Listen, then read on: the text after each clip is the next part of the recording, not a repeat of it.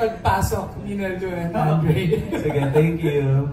Okay, thank you, Tito Alan. Okay, ang susunod na magtatanong ay ang fiercer, braver, and bolder na si GP Alarcon from Pep.ph. Star Dreamers. Star Dreamers, sorry. Kasi sanay akong housemates. Congratulations sa lahat. Congratulations to all of you, no? Pero first question muna kay Thea. Siyempre, gusto ko i-congratulate kasi very brave yung grilling session. Pero, question lang, kasi the last part, you were asked to say na you used someone for you to be part of the Big Four, di ba? Parang, how are you feeling now during the time na yung pinapasabi sa'yo and finally, nasabi mo sa kanilang lahat yung pinapasabi na yan sa'yo? Okay po.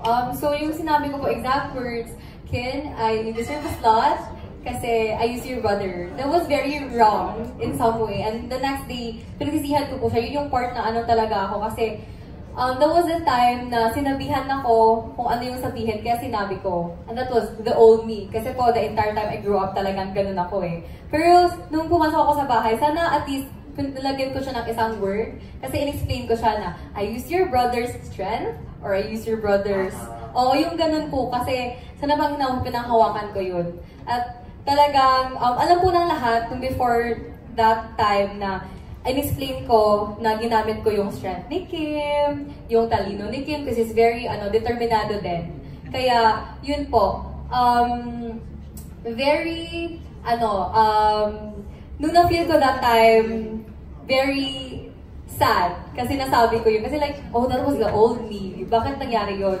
So, pagkatapos nun, I'm trying to, like, sige, next time, I'll be better. I'll be more careful with my words. And I won't let anyone tell me what to say or what to do. Kasi, this is my life, this is me. And lahat po ng sasabihin ko, paninindigan ko. Pero, have you and Kim talked? Yes, Kim and I talk po. Kim and I are always together every day since nung nakalabas ako sa outside world. So Kim and I are okay. I'm okay with everyone. They're all my friends. So, yes. Hindi kasi very, very close kami ni Kim. So, ngayon po, naintindihan na, I'm very, very happy kasi, very, very happy. Masaya ako kasi naintindihan ni Kim yon at naintindihan ni Kim. So, yun po, we're getting to know each other. So, it's a good thing na we're okay with that. And then for you and Chantal naman, kasi syempre very hard yung pangyayari na yun, di ba? And parang ang feeling pa nga sa labas, it will cost the friendship. Oo. Grupo, ganyan. Pero do you feel, parang na-feel nyo ba during the time you were attacked or na personal kayo? Or you know to yourselves na task lang yun and you have to be sport? For me naman, I know myself at yun talaga yung sinabi ko. I love Chantal. Sabay po kami pumasok, sabay kami nag-crossover at sabay namin kami nalabas. So, nare-respeto ko po yung friendship namin. At alam ko po talaga na Chantal is very understanding. Kaya kahit na sinabi ko, alam ko talaga naiintindihan niya yun. Kaya I talked to her naman kasi that time. I apologize as well. Yeah, nagulat lang ako nag-apologize siya ng time na yun. Pero I was like, sa akin naman, yun nga, alam namin yung friendship namin and alam namin yung isang goal namin kung bakit kami nandun. Either which, at least nakikita namin yung potential, nakikita ko yung potential ni Thea and my own potential too. And sa kahit anong bagay na nangyari doon, lahat ng nasabi namin is actually really true. But then at the end, nakita namin the friendship is still there. So that's the most important thing na kahit na ganun yung nangyari. We're together every day as well. Every day, yeah. Last question na for Ape, kasi doon sa part na yun, very kontrabida yung dating mo with all the facial expressions. Hindi na talaga Lavinia. Yung kahit sinadya mo na maging ganun kailangan talaga kasi kailangan makapindot namin sila. Kaya kailangan talaga Lavinia, Inglaterra, parang gano'n. Kailangan talaga mag-ibaldita talaga doon. Kaso, di kami nagtagumpay sa mga balak namin. At ang nangyari ay kami ang nag-reeling sa labas ng bahay. So, kami ang nag-back, sorry. Talaga, totoo talaga. Paglabas namin, magbasa. So, kami ang nag-reeling, ginoo-ulingon nyo talaga. Yun na nangyari. Talaga, tapos may kami nag-message ako ng gusto, pero okay lang yun. At least may natutunan din kami sa sarili namin. At may natutunan din sana yung mga nagriling din namin sa loob at nakilala ng buong sambayan ng Pilipino. Ano, how will you explain that? Paano mo i-defend yung sarili mo na it's just a task doon sa mga nagbabash sa inyo? Sabi nga daw, pinipersonal, Diyos ko naman, may kailangan namin ng... Kasi para sa akin, kahit ako naman siguro, kahit sila, kung malaman nilang task yun at makakatulong sa maraming tao, gagawin naman din siguro nila at sana naintindihan nila yung ginawa namin. Kaya alam namin na medyo masama yung ginawa natin. Hihintay namin yung before na makausap namin at handa kami maghintay kung kailan sila magbukas sa amin. And ayun. Ganun siya.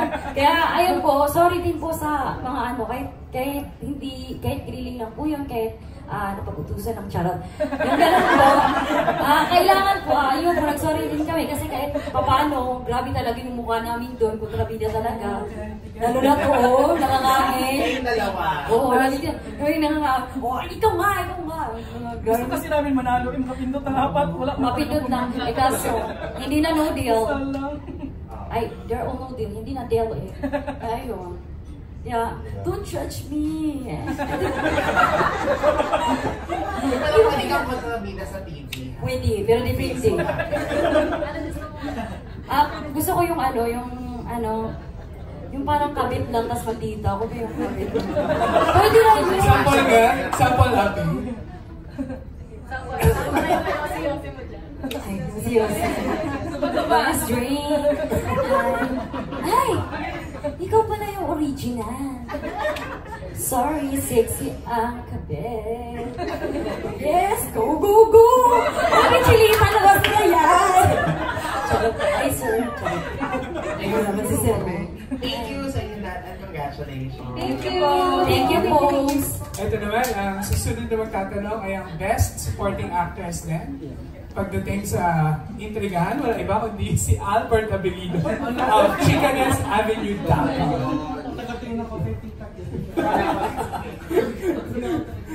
Good afternoon. Thank you. Ayan. First, question po for Chantel. Kasi, among the housemates, yung I had the privilege na makausap is si Annie and all. And with what happened sa inyo, para sa kanya, feeling niya naging unfair yung treatment sa'yo ng mga tao. Because, what happened was something na sa inyong dalawa lang naman. Hindi naman to something na ikaw lang yung kumuli. So, what's your reaction to that? And, saan kayo ngayon ni Honey with regards to yun sa mga nangyari? And how do you want to move forward with Honey? Siguro sa sinabi niya like unfair, perspective niya yun. Sa akin naman is I accept din and I still understand him as a person. So, sa kahit ano man yung nangyari sa amin na issue, actually it's a really huge thing. Malaking impact yun sa akin and actually narinig ko yung story nung napanood ng family ko yun and sobrang nasaktan din sila and everything kasi may mga nag-bash and everything. But, sa totoo lang, syempre, pag nandun kayo sa situation na yun, just two of you understanding each other, important yun kasi both of you, you know the truth. And sa amin naman, actually, it's not that quick na. Siguro nakikita kami na parang, oh, love team na and everything. Pero to be honest, we're really that close actually. Not to the point na parang, yan, nailalantad na ganito. Yun ang nakikita ng tao eh. But to be honest, ang stand namin ni Honey ngayon is we've gotten even closer. And actually, minsan nag-open up ako sa kanya, and he opens up to me. And sabi ko, people should understand him and still respect him as a person. Kasi siya may pinagdadaanan. Lahat ng tao may pinagdadaanan. Hindi lang kami yung may story na ganon. Or may mga tao din na siguro iba yung naging result, iba yung naging solution nila. Pero sa amin din, ako naman, I'm really not pushing myself na moving into with Honey, parang something like that. But then, ako parang I'm still here to be his friend. I'm still here to listen to him. And yun nga, ang daming ganap na in the outside. And as much as possible, yun nga, he's trying to fix it. And I respect that. So, mas maganda nang tingnan na ayusin niya muna life niya. And sabi ko nga sa kanya, dreams first before anything else. Sabi ko, so, you much be with your family muna and try to fix things. So, patch things up. So, yun ang pinupush ko kay Honey na hindi dahil nakitaan tayo ng tao na ganito sa loob and everything, hindi na natin naayusin kung ano man yung talagang buhay natin. So, yun, I give him all the respect and sana yun nga, ganun din makita ng tao.